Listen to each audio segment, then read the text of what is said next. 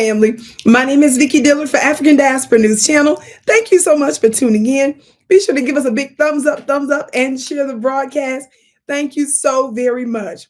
Family, here in the United States of America, we foundational Black Americans, after gaining civil rights and voting rights in the 1960s, during that same decade, we were the impetus behind ensuring a very serious and substantive immigration law that was due in large part because of us and the momentum that we gave it. Well, we have come to know how the United States of America have unfortunately weaponized both legal and illegal immigrants against us. We have seen how they've tried to make allies, both the Democrats and Republicans, with different people groups, giving them substance, tangibles, and refusing to give us, we who created and built and founded the United States of America, 1 red cent.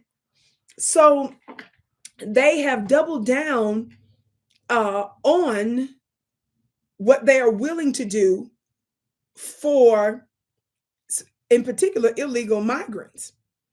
And while there are tens of thousands, for example, in Chicago, of Black homeless folk, many of whom are veterans, served in America's wars, they are ensuring that people that broke the law are prioritized over those of us that founded the United States of America, built the United States of America, and served in her wars, especially during times of oppression. We've served in every single war, everyone, both sides. So it's very disconcerting when we show up to political hearings, or council persons, assembly persons, and the like, policymakers and so forth are present, and we have to give them what I call this everlasting work. Such is the case with this particular Black Chicagoan. Watch this. For a long time to be a freedom fighter, to always be on the right side of the people. But one thing I have realized, that Jim Crow has messed us up so bad, that we want funding and campaign donations, and once we get into office, we somehow forget where we come from. And I'm not talking about you, but I look at our other elected officials, how they allow MMS to get a bruise at city council. And as I came in here, I wasn't going to say anything.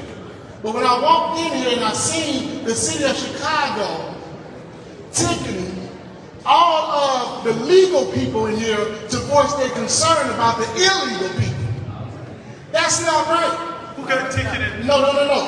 The city of Chicago, when I walked in, the booth people and the ticket people out there writing up all the Black people. So what I'm saying is, we paid for all the parking. Yeah, but well, fix it with the city. This is what I'm saying.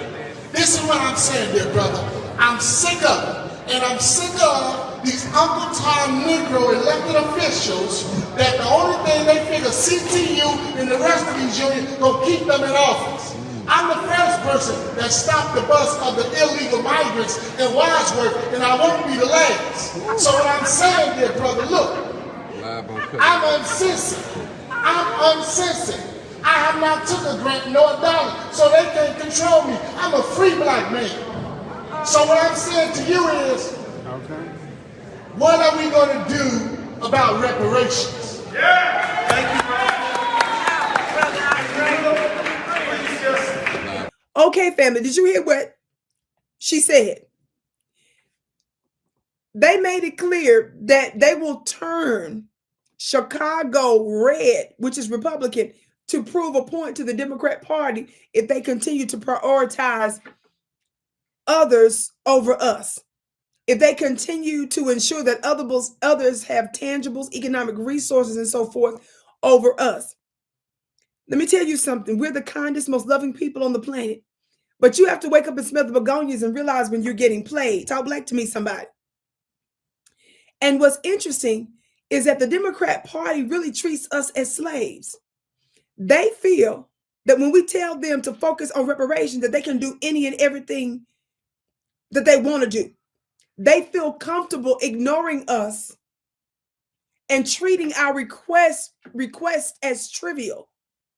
When I think about oppressed people like ourselves, the longest Holocaust has ever existed, the Black Holocaust.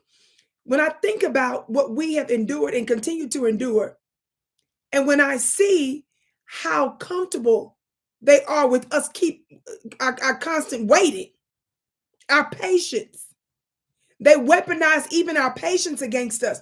And I often say this, who are we to be patient? Did you hear what I said? I often say this. Who are we to be patient? After hundreds of years, after receiving the worst treatment of any human being on the planet for longer than anybody else, talk black to me, somebody, without receiving any form of reparations, and America has neither ceased nor desisted her oppression of us, they got a hell of a nerve to expect us to just keep waiting. And it is a sick mindset. And in fact, the psychological warfare to where we agree to prioritizing others' issues over our own. But it's a new day. And what's also interesting is that you see your Black Democratic shields that are part of mainstream media, legacy media, and a part of the establishment and its system in one way or another. They love to talk about how folks like us in the Black grassroots, you all need to get politically engaged and all this. They don't like the way we get politically engaged, baby. We're showing up. Chicagoans are suing the city. You see them voting, but they're threatening to turn the city, the state really, from blue to red. Talk black to me, somebody. No, you're not going to like the way we politically engage because you choose to do you don't want to do what's right. You want to maintain the status quo. And for those of us that want something substantive, that offends you. It offends you only because it offends your Democrat masters. Isn't that something?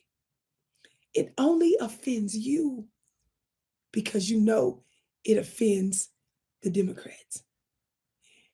And the reason you're disgusted by Black voices like ours is because we make no distinction between the Republican white supremacist and the Democrat one. We're willing to work whichever one gives Black folks the most substantive tangibles. We understand that this is about negotiation. So you're upset with us because we see you for who you are. And you want us to accept the superficial. You want us to accept the singing Amazing Grace at our churches and putting on robes and singing hymns. You want us to be happy that you came and clapped your hands and sat on the front row. You want us to be happy because you showed up to fish fries and barbecues. Those days are over. My name is Vicki Dillard. Thank you so much for tuning in to the Vicki Show right here on African Diaspora News Channel. Be sure, beloved, to check out my website and all of my yummy products because I even have a luxury magazine that I've just put out at VickiPlanet.com. Be sure to share this broadcast with everyone you know. I can't wait to see you again.